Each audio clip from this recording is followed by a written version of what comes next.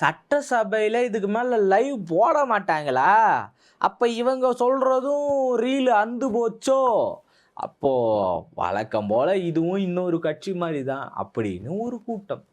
ஏங்க லைவே போடாதீங்க. எதுக்குங்க போடுறீங்க? எழுதுறது எல்லாத்தையும் அழிச்சு புடுறீங்க. அப்புறம் லைவ் போடுறீங்க. அவைங்க கட் பண்ணி ரீல் போகுது ரீல் அப்படின்னு ஒரு பக்கம். இப்படி 2 பக்கம் ஒரு பெரிய கொக்கரிப்புகள் இருந்துகிட்டு தான் இருக்கு. நாங்க தான் லைவ் போட்டோம் அப்படின்னு பேசிக்கிட்டு இருக்கார் இல்லையா?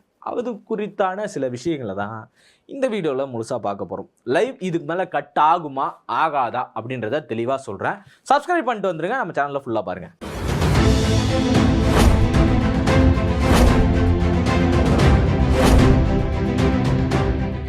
வணக்கம் அன்பு தமிழ் சொந்தங்களே.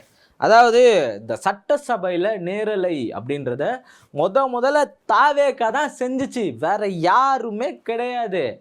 தைரியம் இருந்தா நீங்க லைவ் போட்டிருக்கலாம்ல அப்படின்னு அண்ணன் ஆதவர்ஜுனா அண்ணன் பயங்கரமா பேசிக்கிட்டே இருக்கு. லைவ் போட வேண்டியது தானே, தைரியம் இருந்தா இந்த லைவ் போட்டிருக்கலாம்ல அப்படின்னு ஆதவர்ஜுனா பேசிக்கிட்டே இருக்கிறாரு.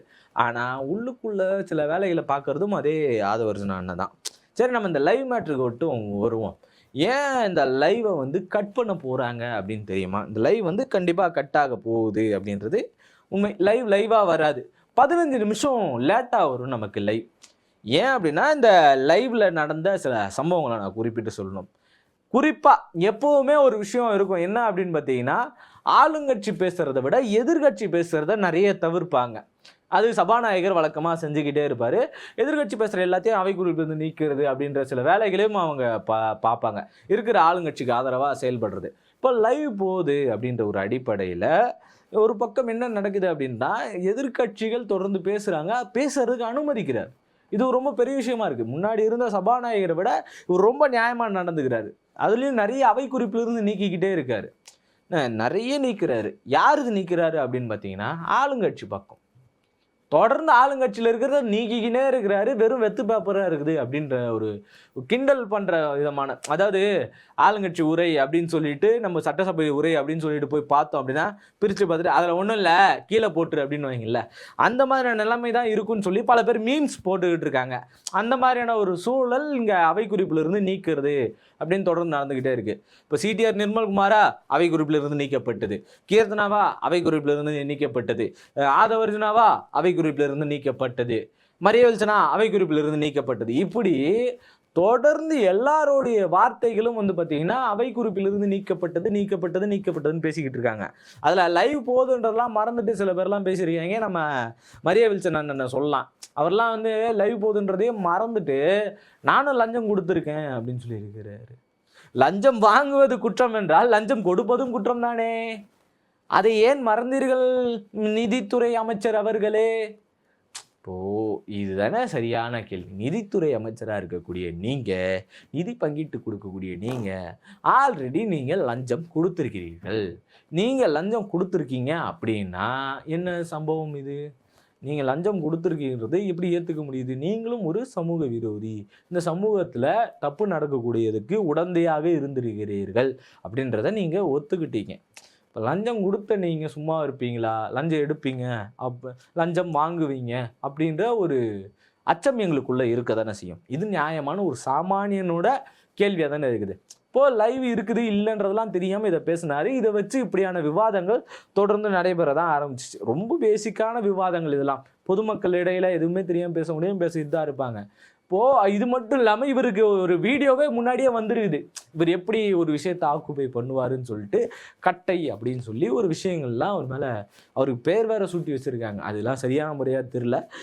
கட்டை அமைச்சர் அப்படின்னு சொல்லி பேசியிருக்காங்க. ஏன்னா நம்ம லைவ் போயிடுமோ அப்படின்லாம் பயப்பட வேண்டியதாக இருக்குது. அவை குறிப்பிலிருந்து நீக்கப்பட்டது அப்படின்னு எடிட்டர் நீக்கிடுவார். அதனால் சிலதெல்லாம் பார்த்து தான் பேச வேண்டியதாக இருக்குது. அதே மாதிரி இந்த அவை குறிப்பிலிருந்து நீக்கப்பட்டது ஆதவர்ஜுனா எடுக்கிறாரு. ஆதாரமற்ற, அதாவது பொய் அப்படின்னு சட்டமன்றத்தில் பேசக்கூடாதுன்னு ஒரு தீர்மானம் முன்னாடியே கொண்டு வந்திருக்காங்க.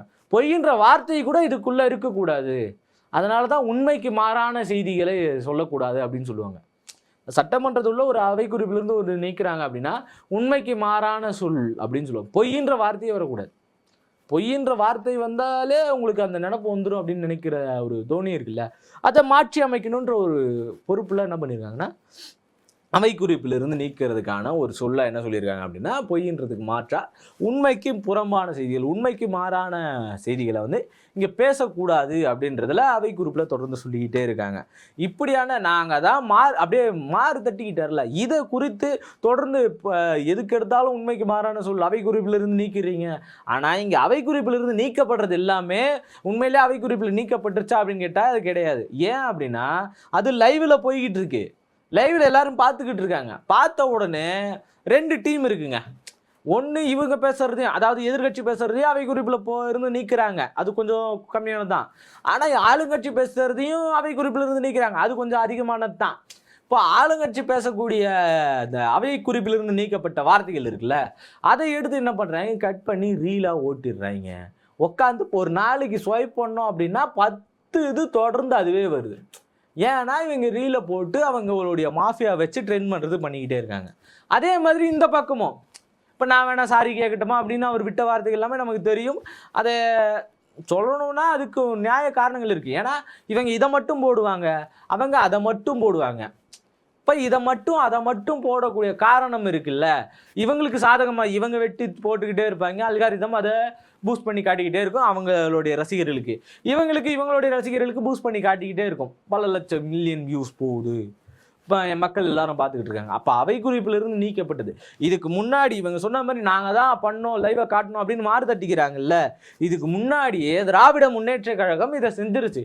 கேள்வி நேரங்களை லைவில் கொண்டு வந்தது யார் அப்படின்னா அது கண்டிப்பாக திராவிட முன்னேற்ற கழகம் தான், தலைவர் ஸ்டாலின் அவர்கள் தான் செஞ்சார் அப்படின்றதுல எந்த ஒரு மாற்று கருத்தும் கிடையாது. ஆனால் முழுக்க இவங்க சட்டசபைக்குள்ளே என்னெல்லாம் வேலை பண்ணுறாங்க அப்படின்றத மொத்தமாக காட்டுனது யார் அப்படின்னா கண்டிப்பாக முதல்வர் விஜய் அவர்களை சேரும். கண்டிப்பாக அவர் அதை தான் செஞ்சார். அது மூலயமா இருக்கக்கூடிய சிக்கல்கள் இருக்கு இல்லையா, இந்த சிக்கலை தீர்த்து வைக்கணும். இப்போ இந்த சிக்கலை தீர்த்து வைக்கிறதுக்கு என்ன வழி அப்படின்னா பிக் பாஸ் மாதிரி கடைபிடிங்க. பிக் பாஸ் என்ன பண்ணுவான், லைவ்னு சொல்லி ஓட்டிக்கிட்டு இருப்பான். அது ஒரு நாள் முன்னாடியே வரும். எப்படின்னா லைவ்ல நம்ம பார்த்துக்கிட்டு இருப்போம், நைட்டு வரக்கூடிய அந்த லைவ் இருக்குல்ல, அது காலையிலே ப்ரோமோவில் வந்துடும். எப்படிரா இது பிக் பாஸ் நீங்கள் வேணா பாருங்க, காலை 8 மணி, மதியம் 12 மணி, மாலை 4 மணி, இரவு 8 மணி. இந்த இரவு 8 மணிக்கு நடக்கிற சம்பவம் மதியம் 12 மணிக்கு என்ன ஆகும் அப்படின்னா ப்ரோமோவில் வந்துடும். இவன் லைவ் நானே எப்படி இது வந்துச்சுன்ற சந்தேகம் இருக்கும். அதே மாதிரி இவங்க ஒரு ஃபார்மேட்டை ஃபாலோ பண்ணி ஆகணும். இவங்க ஒரு 15 நிமிஷம் லேட்டாக வரும் அப்படின்ற ஒரு தகவலை சபாநாயகர் சைட்லேருந்து கொடுத்துருக்காங்க. இதுக்கு மேலே அவை குறிப்பிலிருந்து நீக்கப்படக்கூடிய, அதாவது 15 நிமிஷத்துக்கு ஒரு வாட்டி கட் பண்ணுவாங்க, அந்த கட் பண்ணது லைவில் ஓடும். தொடர்ந்து அடுத்து கிளிப்பாக போய்கிட்டே இருக்கும் ஒரு நாள் ஃபுல்லாக. இதில் அவை குறிப்பிலிருந்து நீக்கிறாங்க இல்லையா, அந்த சொற்கள் மட்டும் வராது.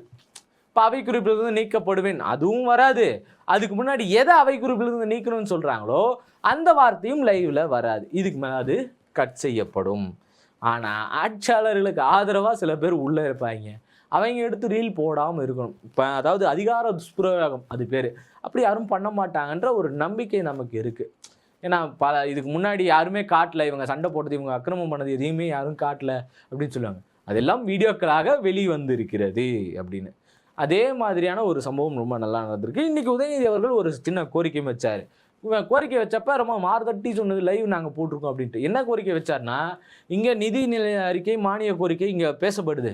பேசும்போது அது அந்த துறை சம்பந்தமான அதிகாரிகள் இங்கே கூட இருக்கணும். இப்போ முதலமைச்சர் இல்லை, அப்போ முதன்மை அதிகாரி இங்கே கூட இருக்கணும், முதன்மை செயலாளர் இருந்தாகணும். அவர் ஏன் இல்லை? அவர் இருந்தால் தானே அவர் நோட்ஸ் பண்ணி வச்சுக்கிறதுக்கு. எல்லாம் லைவ் போட்டேங்க தெரிஞ்சிருங்க, என்னங்க நீங்கள் யார் வேணாலும் எடுத்து பார்த்துக்கலாங்கன்ட்டு இந்த பக்கம் ஆதரவு வருதுன்னா, அதாவது ஆளுங்கட்சி சைட்லேருந்து எல்லாரும் பேச ஆரம்பிச்சிட்டாங்க. அது கிடையாது. சொல்லும் போது சில நல்ல வார்த்தைகள் வரும். நீங்கள் லைவ் கட் பண்ணுறது எல்லாமே சரியாக காட்டிடுறாங்களா? யோசிச்சு பாருங்கள். மொத்த பரவலில் காட்டப்படுறது மட்டும்தான் இருக்குது. இந்த பக்கம் பேசிக்கிட்டு இருக்கும்போது இந்த பக்கம் திமுக அலப்பறை பண்ணுறத ஒரு பக்கம் காட்டுறாங்க. ஆனால் அதே சமயம் தாவேக அலப்பறை பண்ணுது, அவங்க எல்லாரும் ஏஞ்சி நிற்கிறாங்களே, அதை ஏன் காட்டுறதில்ல, இதையே யாரும் கேட்கறதில்ல அப்படின்ற ஒரு கேள்வி எல்லாருக்கும் இருக்குது. ஆளுங்கட்சியாக இருக்கிறவங்க ஏஞ்சி அலப்பறை பண்ணுறாங்க, அதை காட்டவும் மாட்டுறாங்க, எங்கேயும் காட்டுறதும் இல்லை. ஆனால் சபாநாயகர் வந்து அந்த பக்கம் உட்காருங்கன்னு சொல்லிக்கிட்டு இருக்காரு. இப்போ இந்த மாதிரி காட்டப்படாத விஷயங்கள் நிறைய இருக்குது. அப்போது கும்பலில் குரல் கொடுக்கும்போது ஒருத்தர் ஏதாச்சும் ஒரு ஐடியா நல்லா சொல்லுவார். கும்பலில் குரல் கொடுக்கும்போது அந்த ஐடியா நல்லா இருக்கும். அதை நோட் பண்ணி வச்சுக்கிறது, அவர் கூட இருக்கணும். அந்த செயலர், அந்த துறை சார்ந்தவர் அங்கே கூட இருக்கணுன்றது ரொம்ப முக்கியமான சில செயல்பாடுகள். அது கூட இருந்து பார்க்க வேண்டிய கடமையும் அவங்களுக்குள்ளே இருக்குது. இதெல்லாம் ஒரு பக்கம் இருக்கட்டும். இதெல்லாம் இவங்க பார்த்துக்கிறதெல்லாம் எந்த ஒரு கருத்து முரணும் இல்லாமல் நம்ம ஏற்றுக்கலாம் லைவ் போடுறதெல்லாம்.